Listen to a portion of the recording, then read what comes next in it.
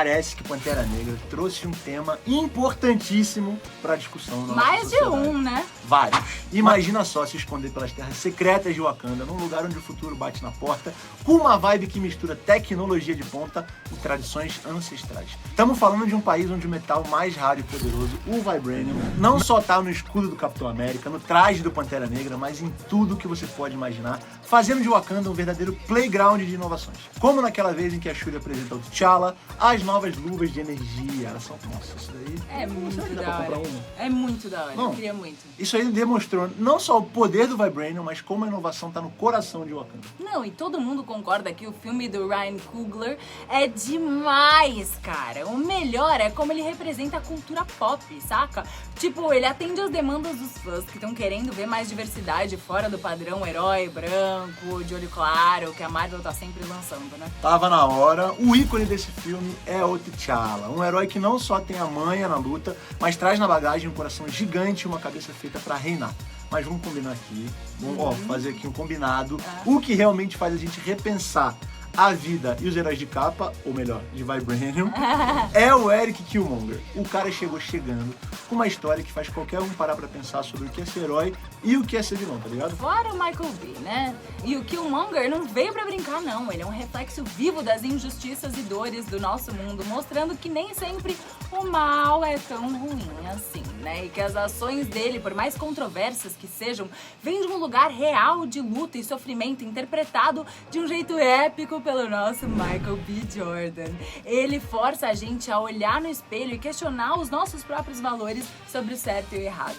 E não é só isso não. Pantera Negra faz questão de jogar no nosso colo a responsa de pensar sobre o impacto dos super-heróis e dos filmes que falam sobre eles na nossa sociedade. É, e a atuação do Michael B. Jordan, mais um filme com o Coogler, foi sensacional como Killmonger. Conquistou todo mundo porque a Marvel tava precisando urgentemente de bons vilões. Opa! O próprio Feige já assumiu isso dizendo, abre aspas, uma grande crítica feita a nós é que nós focamos mais nos heróis do que nos vilões, e eu penso que isso provavelmente é verdade. Opa, Fecha se aspas. é, né? E pra entrar de cabeça numa história como espectador, a gente precisa se ligar nos personagens, no que eles estão representando, entendeu? E normalmente a gente torce pro mocinho, mas a chave é entender também o que motiva o vilão a fazer o que ele faz, entendeu? A gente tem que sacar os motivos por trás das atitudes dele. E olha só, tem um exemplo muito bom disso, que é a atuação do Heath Ledger como Coringa no Batman e o Cavaleiro das Trevas. Lembra disso?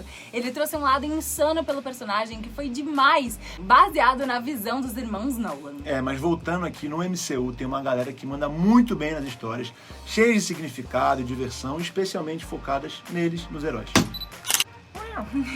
Tudo bem. Também sou time vilão, não quero vilão. Mas ó, além do Loki ser carismático e do Abutre ter umas motivações bem reais em Homem-Aranha de Volta pra Casa, muitos vilões foram meio esquecidos. A gente sabia que eles queriam acabar com os heróis, mas e daí? Hein? Será que os motivos deles realmente importavam? Ao longo de 10 anos, a Marvel lançou uns filmes que eram puro entretenimento, mas alguns deles tinham vilões meio fracos e sem profundidade, tipo o Malekith em Thor, O Mundo Sombrio, o Ronan em Guardiões da Galáxia e o Chicote Negro em Homem de Ferro 2. E o Pantera Negra mudou completamente o jogo quando se trata de vilões nos filmes de super-heróis. O que o Coogler fez com o Killmonger é simplesmente épico, cara. Ele é o vilão mais pesadão que a Marvel já trouxe pra tela desde o primeiro Homem de Ferro lá em 2008. O Eric Killmonger é tão complexo que a gente acaba se perguntando se não passou o filme todo torcendo pro herói errado, saca? Eu torci pro homem em alguns momentos, não vou negar. E o Wakanda, tanto nos quadrinhos quanto no filme do Coogler, é tipo uma utopia futurista africana que deixa a gente ligado. Aquele país mega desenvolvido mostra como a África poderia ser se não fosse a bagunça do colonialismo por séculos. O país do T'Challa nunca foi mexido pelas potências europeias, então pra galera lá de fora é só mais um país africano pobre com uma economia fraca baseada na agricultura. E o filme joga real sobre um futuro onde é possível sim aliar tecnologia avançada e humanidade. Um mundo onde a força é usada para proteger, não dominar, e onde ser líder significa curar as feridas do passado e lutar por um futuro justo. É para quem acredita que pode fazer a diferença no mundo. E aí, bora refletir sobre a complexidade de Killmonger e o que ele representa? Porque no fim das contas, a história dele é um convite para todos nós pensarmos mais sobre a injustiça, a redenção redenção e a luta incessante por um mundo mais justo. É sobre entender que às vezes a linha entre o herói e o vilão é mais tênue do que a gente imagina. A verdadeira magia do filme acontece por trazer à tona uma cultura rica e uma tecnologia avançada que estão escondidas no coração da África. Wakanda representa um sonho utópico onde o progresso não compromete as tradições e isso é um prato cheio para qualquer nerd de respeito. E aí, quando você pensa que já viu de tudo, T'Challa entra em cena não só como um herói em traje de Vibranium, mas como um líder que carrega o peso de suas decisões não apenas para o seu povo, mas também para o mundo. E a chegada do Eric Killmonger vira tudo de cabeça pra baixo.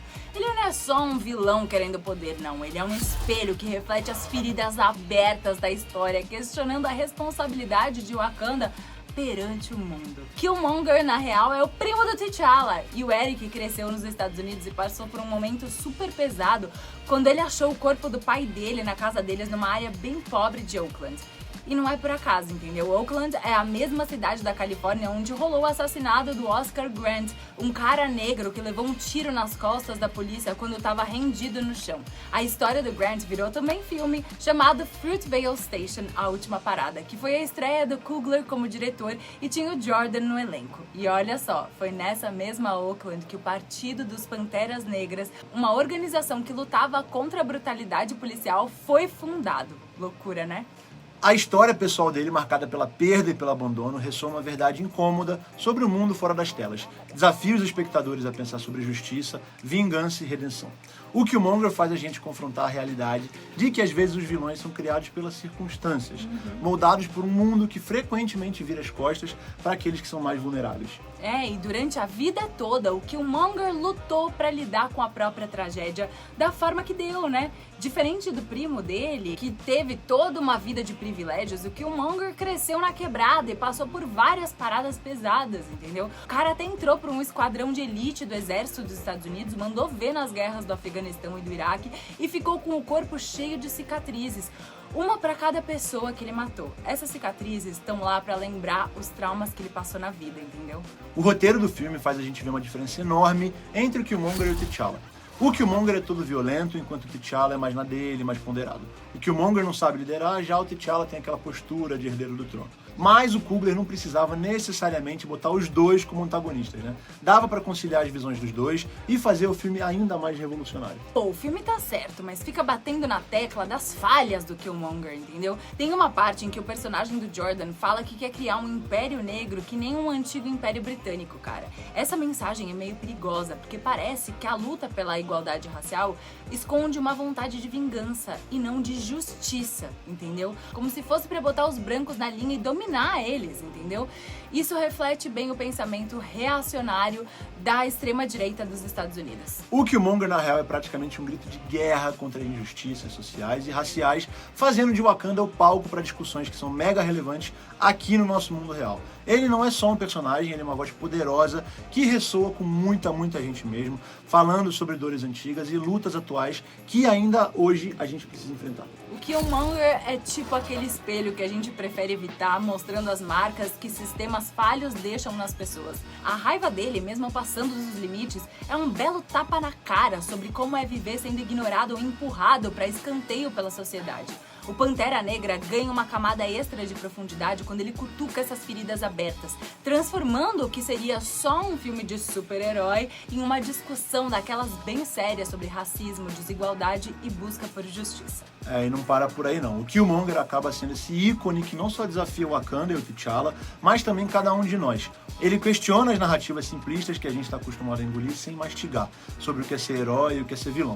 E através dele, o filme joga na nossa cara a importância de questionar também as nossas próprias noções de justiça e de preconceito. O impacto do Killmonger vai além do filme. Ele virou esse símbolo para muita gente, representando a luta por mudanças reais num mundo onde a igualdade ainda parece um sonho distante, né? Ele faz a gente pensar se não estamos do lado errado da história, mantendo o status quo enquanto devíamos estar lutando por um mundo e um futuro mais justo para todos. A relação entre o T'Challa e o Killmonger destaca o conflito interno de Wakanda entre ficar isolado ou estender a mão para o mundo. E esse dilema não é só político, é profundamente pessoal para o T'Challa, porque reflete a luta entre honrar as tradições e enfrentar a necessidade de mudança. Quando T'Challa enfrenta o Killmonger, ele também enfrenta as próprias incertezas sobre o tipo de rei que ele quer ser. O embate entre os dois primos é mais do que uma luta pelo trono. É um debate sobre o futuro de Wakanda e o papel do país no palco mundial. O Killmonger, com uma visão radical, desafia o T'Challa a reconsiderar não apenas as políticas de isolamento de Wakanda, mas também a moralidade como líder. Ele é aquele choque de realidade que mostra que ficar de braços cruzados não é uma opção quando o mundo lá fora está precisando de ajuda. A presença dele é um lembrete do poder que a gente tem individualmente e coletivamente para promover mudanças significativas. Nesse confronto, Pantera Negra explora temas de poder, colonialismo e a responsabilidade dos que têm a capacidade de mudar o mundo de fato. E o legado do Killmonger é complexo demais. Ele é tanto um reflexo das injustiças do mundo, quanto um chamado para a gente agir contra elas. A passagem por Pantera Negra mostra o poder das histórias de não só entreter, mas também de provocar reflexão e inspirar algum tipo de ação, né? Ele é um tapa na cara de quem acha que cinema é só diversão e nada mais.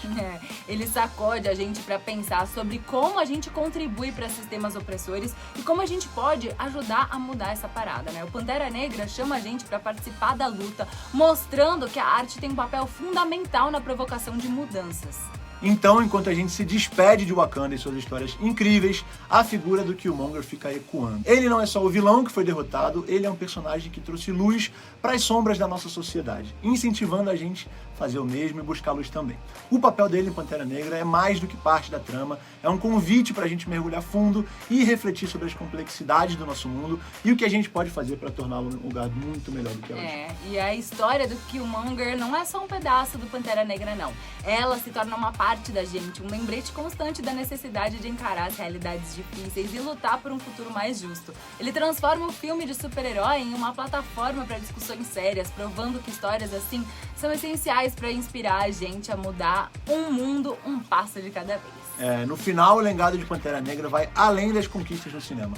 Ele inicia conversas importantes sobre representatividade, justiça social e a necessidade de histórias que reflitam a diversidade e a complexidade do mundo real. Com isso, o filme não só entretém, mas também inspira uma nova geração a sonhar com um mundo melhor.